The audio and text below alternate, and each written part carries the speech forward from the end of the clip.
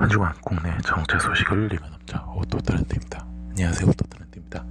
오늘 한 주를 시작하는 월요일이 시작이 되고 있습니다. 매주 월요일은 바로 국내 자동차 관련된 다양한 이야기들을 여러분께 전해드리고 있습니다. 오늘은요 총 5개고요. 그럼 바로 시작을 해보도록 하겠습니다. 일단 첫 번째 소식은 바로 코로나19 사태 때문에 우리나라 차 공장이 대부분 휴업을 했죠. 근데 지난 17일부터 이제 다시 정상 모드로 현재 진입을 하고 있다고 합니다. 일단 업계와 정부의 노력을 했다 와이어링, 하니스 등 급한 부품을 들어오면서 좀 오래했던 휴업 장기화 등 위기는 일단 넘긴 모습입니다. 하지만 아직 이 부품 공급이 원활치 않아가지고 일부 공장이 휴업을 연장하고요. 공장은 일단 생산 속도 조절을 따라서 부품을 대는 국내 협력 업체들의 고충도 커지고 있어 업계의 어려움은 완전히 해소가 되지 않고 있다는 점이 있습니다. 일단 대부분 지금 가동 중이라 하고요. 지금 현대자동차 같은 경우에는 울산 공장과 아산 공장은 모든 라인업을 정상 가동이라고요. 일단은 제일 먼저 지금 팰리세이드와 GV80을 일단 생산하는 울산 제2공장이 가장 먼저 가동하고요. 출고 재고 확보에 나서고 있다고 합니다. 그리고 이제 제네시스 G90, G80, G70 등 이제 5공장 1라인은 일단 17부터 재가동을 했다고 하고요. 뒤늦게 가장 뒤늦게 연다고 합니다. 그리고 전주에 있죠. 전주 이제 트럭과 버스를 생산하는데 요거는 이제 지난 20일까지 휴무를 하는 걸 제외하고는 거의 불 가동한 셈인데요. 거의 지금은 대부분 가동을 하고 있다고 합니다. 그리고 기아차는 지난 11일부터 정상으로 운영돼 가지고요. 12일과 14일 이렇게 나눠서 생산을 재개를 한다고 합니다. 다만 이제 소아리 공장, 이제 경기도 화성에 있는 소아리 공장은 이제 18일까지 하고 이제 19일, 그러니까 저번 주에 대부분 연장을 해서 일단은 닫고 연장을 해가지고 지금 오늘 같은 경우에는 지금 대부분 지금은 정상 모드로 하고 있다고 합니다. 그리고 쌍용자동차도 13일부터 돌리기 시작을 했다고요. 그 다음에 스노런 삼성차도 지난 15일부터 조업을 재개 모두 정상이 되고 있다고 합니다. 근데 이제 관계자들이 어떻게 보면 지금 당장은 숨을 돌린 거죠. 근데 당장 숨을 돌린 이게 코로나19가 지금 상황이 굉장히 크게 나타나가지고 이제 여러분도 아시다시피 지금 우리나라 전체가 지금 감염의 대점 인천 경기 서울 경기 인천 경북 대구 특히나 아시다시피 그래서 중국 같은 경우에는 지금 조금은 내렸다 한데 지금 여러분 뉴스를 알다시피 통계가 지금 중국이 왔다 갔다 해요. 근데 이것도 지금 신뢰성이 그렇게 크지 않아가지고 그래서 일단은 지금 중앙국에 있는 우한 공장을 비롯해서 중국에 있는 공장들이 되도록이면 지금 공장 운영을 하고 있다고 합니다. 근데 이게 장기가 되면 제가 봤을 때는 참 답답하겠네요. 일단은 계속 상황을 여러분께 계속 알려드리도록 하겠습니다. 자, 그 다음 이야기는 바로 기아차 이야기인데요. 기아차가 내년에 초고성능 크로스오버 전기차를 공개를 한다고 합니다. 이 차량은요 테슬라보다 우수한 성능과 가격 경쟁력을 갖출 예정이라고 합니다. 해당 차량은요 현대기아차 그룹의 전기차 전용 플랫폼을 토대로 개발한다고요. 여러분 알다시피 고성능 전기차 업체 바로 리mak과 협업을 통해서 초고성능을 발휘한 동시에 테슬라 모델보다 가격을 저렴하게 책정하는 것이 목표라고 합니다. 1회 충전으로 주행 가능 거리는 최대 500km에 달한다고요. 배터리가 20%에서 80% 충전하는데 약 20분 정도 걸리는 그런 차량을 만든다 합니다. 디자인은 이매진 바이 기어 컨셉트를 개성한다 합니다. 이 컨셉트는요 포도 준준형 전기차 컨셉트로요 해치백과 SUV의 특징을 골고루 담은 크로스오버 모델이라고 합니다. 그래서 어떻게 보면 이 기아차의 이 초고성능 크로스오버 전기차가요, 이 미래 전략 플랜 S에도 포함되어 있는 차량입니다. 그러니까 어떻게 보면 기아 상사 같은 경우는 지금 여러분 아시다시피 니로, 그다음 니로 EV, 그다음에 소울 부스터 EV, 그다음에 최근에 봉고 3 EV까지 이렇게 지금 하다가 이 중간 전환점이 바로 내년에 이제 바로 이 초고성능 크로스오버 전기차를 공개를 한다고 합니다. 그래서 그 이후에는 2025년까지 또 다양한 전기차들이, 기아차 전용 전기차들이 나온다 하니까요. 그래서 요거 나오는 건 또 제형 같은 것도 어떻게 되는지 나오는 대로 이렇게 알려드리도록 하겠습니다. 그래서 이렇게 아시면 될 것 같고요. 자, 그 다음 이야기는 이게 제일 깁니다. 네, 이 뭔 이야기냐면요, 바로 국토교통부에서 바로 첨단 기술 활용한 도시 문제 해결하는 스마트 챌린지 지원 지역이 선정이 되었답니다.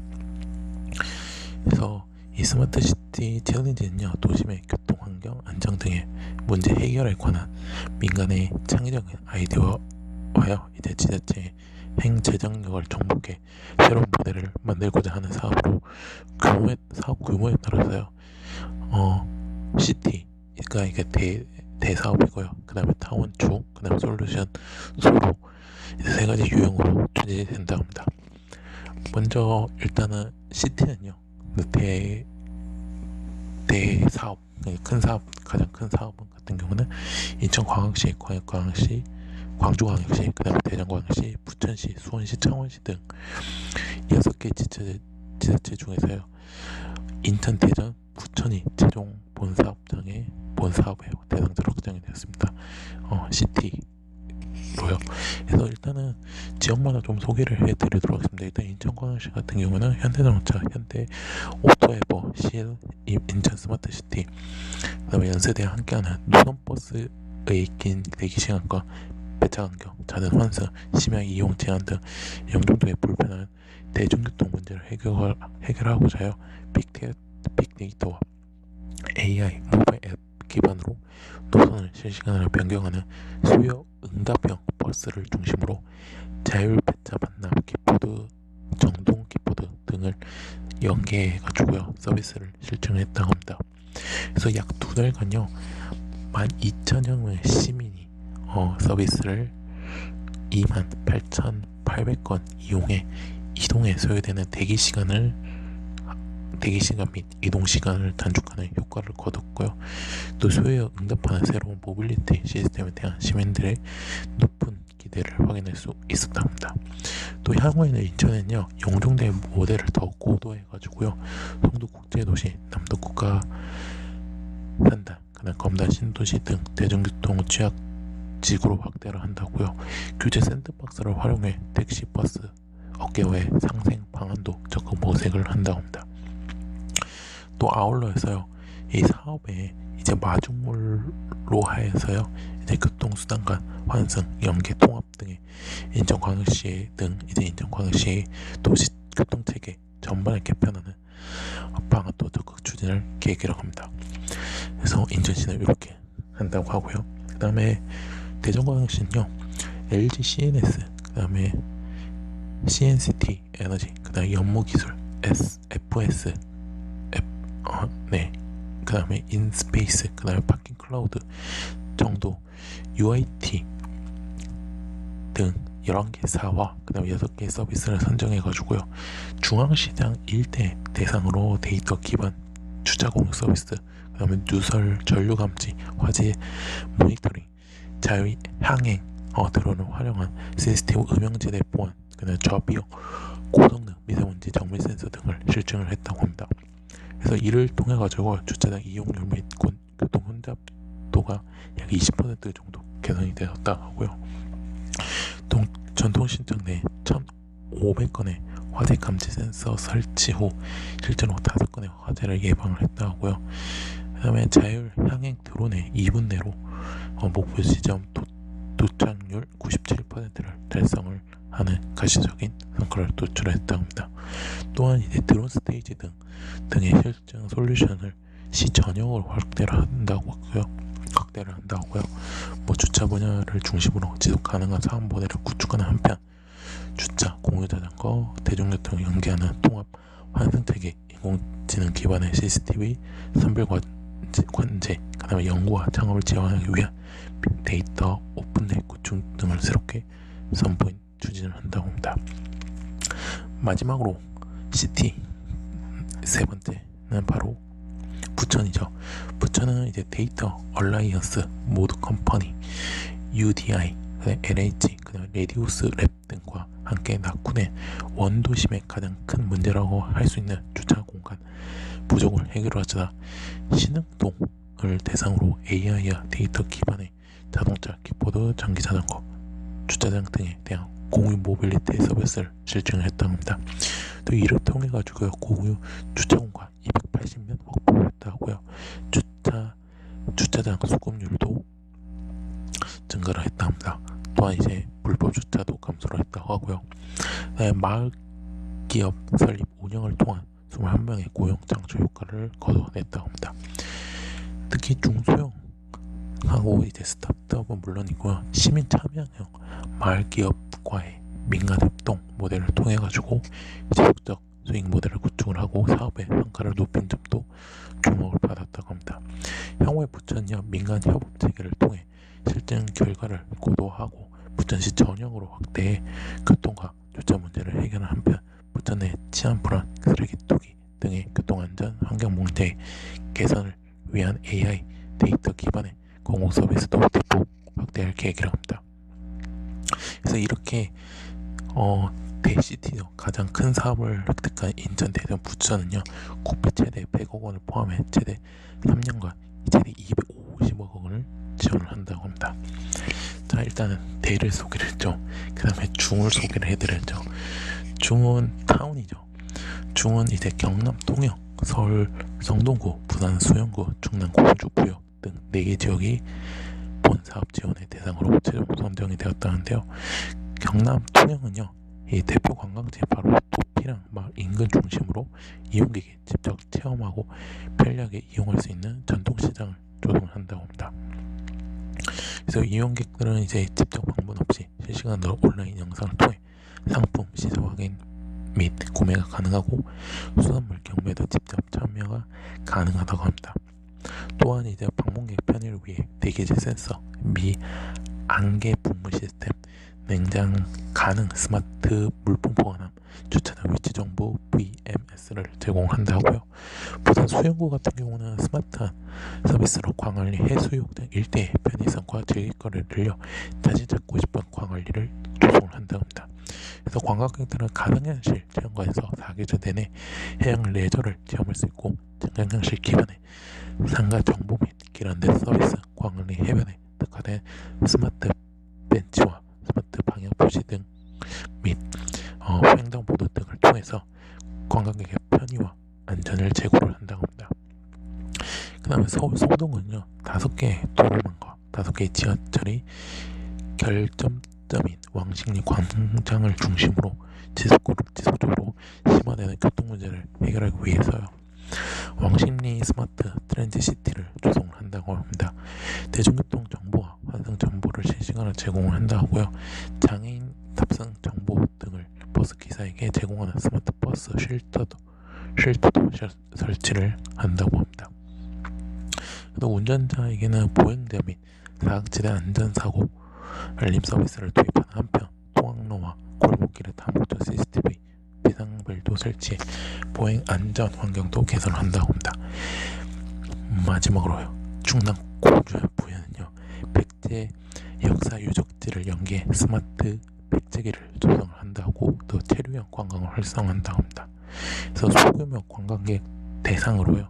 음성 가이드 서비스, 증강현실과 야간 체험 등을 다양한 관광 콘텐츠를 개발 보급하고요.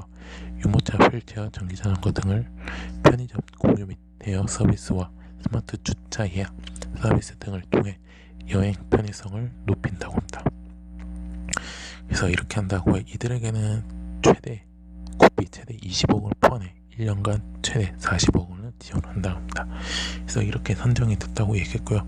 이게 잘 되면 다른 구에서도 이 벤치마킹 해가지고 할 수 있는 그런 게 사업을 확장을 했었으면 좋겠습니다. 자, 그 다음 이야기로 넘어가도록 하겠습니다. 그 다음 이야기는 바로 현대차 그룹인데요. 현대차 그룹이 세계 최초로 수소 연료전지 시스템을 적용해 사용차를 개발을 한다고 합니다.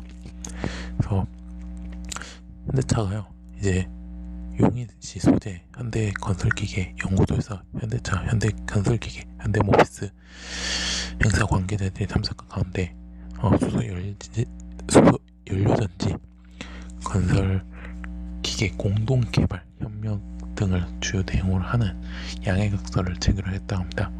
3사는 이날 협약으로 시작으로 수소 연료 전지 건설 기계 개발에 착수해 연내 수소 연료 전지 지게차를, 그리고 내년에는 굴삭기를 시제품을 제작할 계획이라고요. 이후에 실증 시험을 거쳐서 2023년에 지게차 굴삭기 상용 제품을 출시하겠다는 목표를 가졌습니다. 여러분 알다시피 현대자동차는 지난 1985년부터 건설 장비와 산업 차량 부분에서 활동력을 높이면서 현대 건설기계가 손을 맞잡았다는 점에서 건설기계 분야에서는 회사의 수소 에너지의 활용이 한층 더 가속될 전망이라고 합니다.